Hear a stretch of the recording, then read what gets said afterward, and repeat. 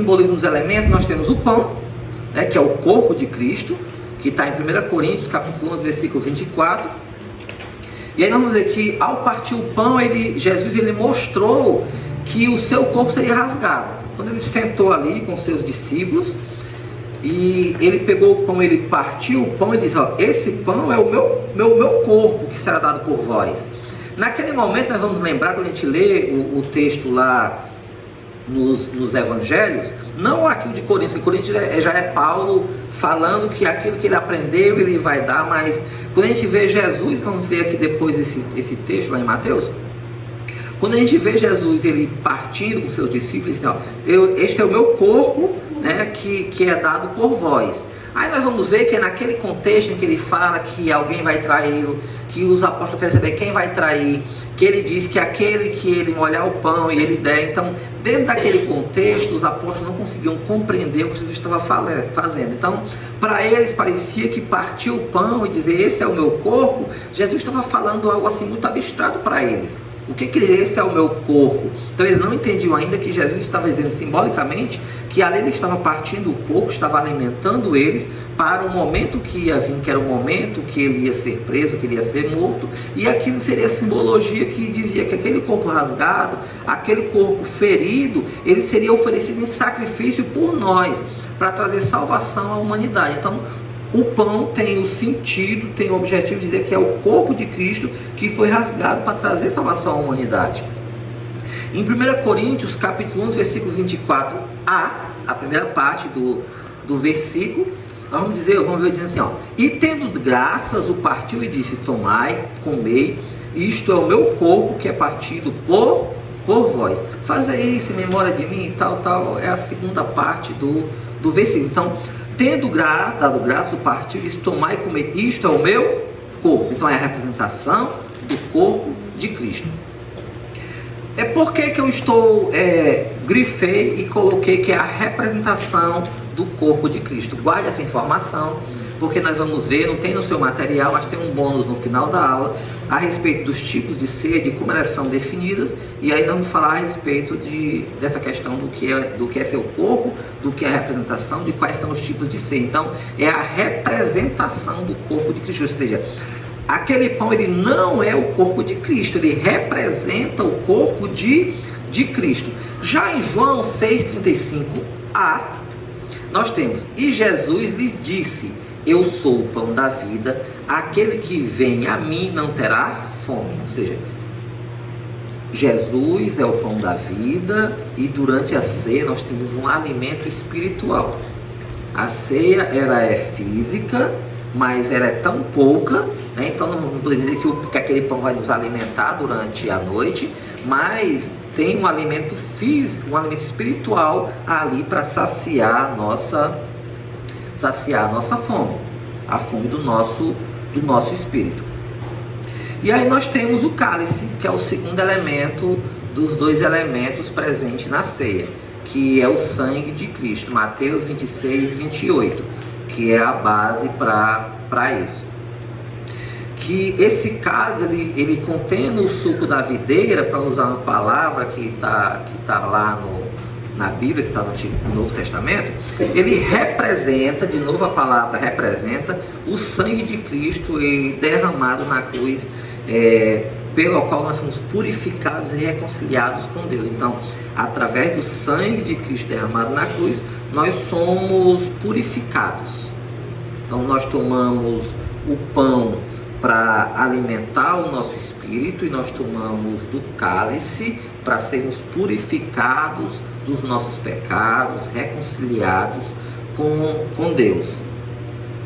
E aí Mateus 26 diz: porque isto é o meu sangue, o sangue do Novo Testamento, que é derramado por muitos para a remissão dos pecados. Então, o sangue, ele é a purificação, representa a purificação. Ele sempre teve esse significado, até Jesus ele tinha esse significado. O significado não muda, o sangue não muda o significado.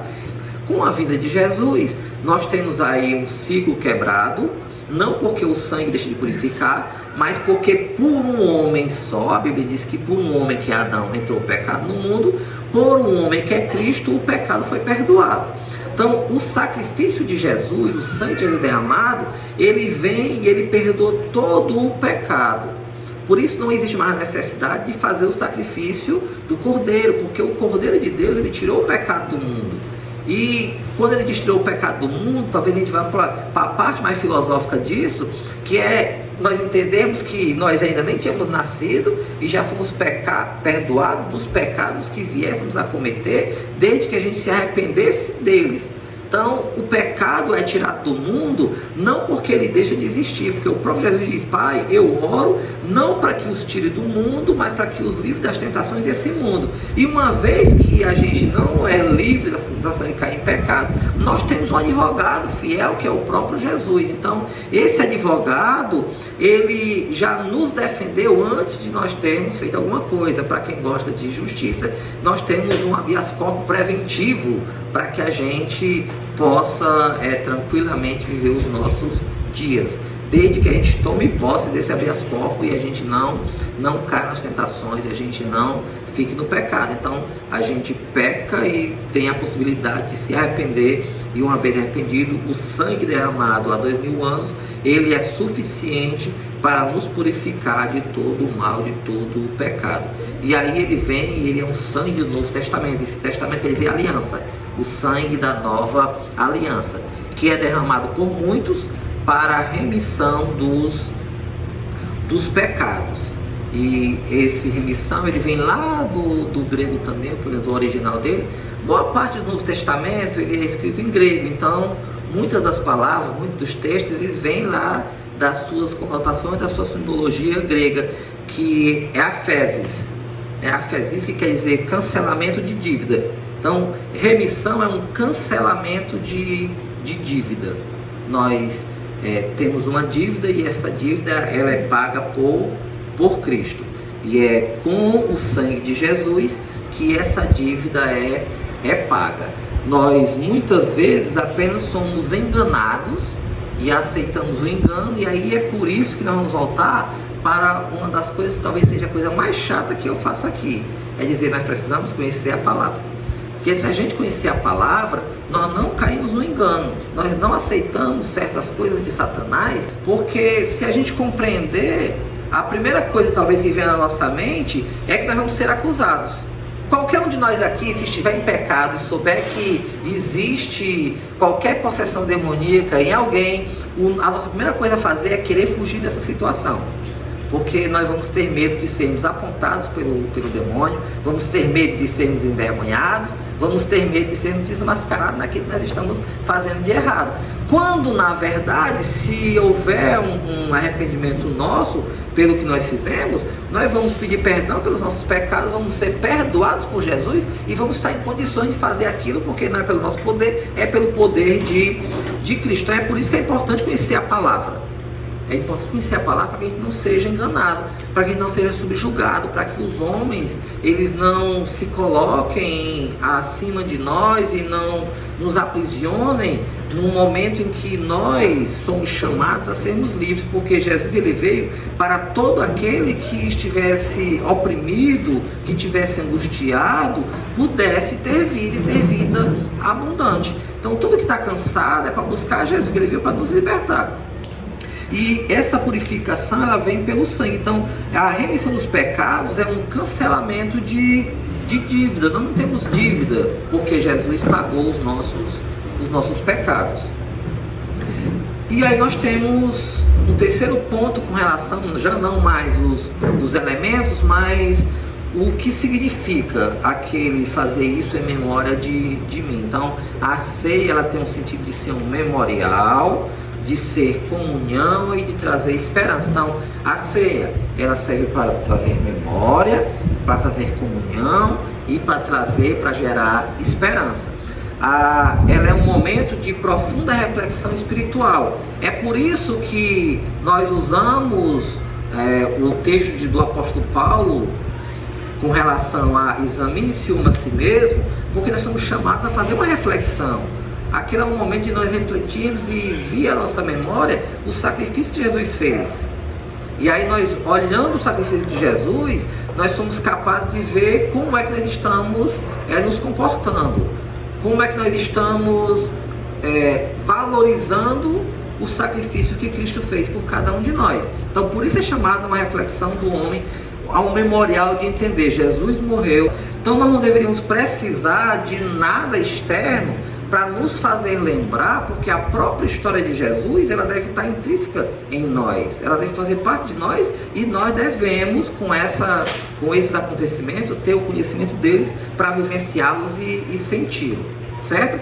Eu não estou falando que aquele que não chora durante a ceia, nesse momento, não está rememorando, não é isso que eu estou falando. O que eu estou falando é que nós não precisamos de algo externo, e só o simples fato de nós mesmos, e eu não estou dizendo que quando alguém fala que precisa chorar, não é isso, mas de nós mesmos, são as nossas lembranças que nos fazem ter os sentimentos.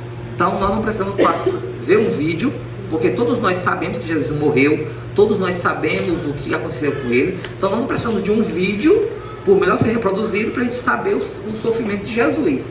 Ler a Bíblia é para ser suficiente para a gente ter esse entendimento e ter essa condição de saber que Jesus morreu e teve o seu corpo rasgado, que imaginar os açoites que ele levou, imaginar o caminho do Calvário, imaginar a crucificação deve ser suficiente para saber o que Jesus passou.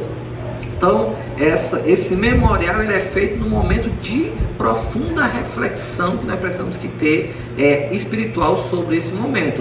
E onde nós somos convidados a lembrar, a participar e a esperar.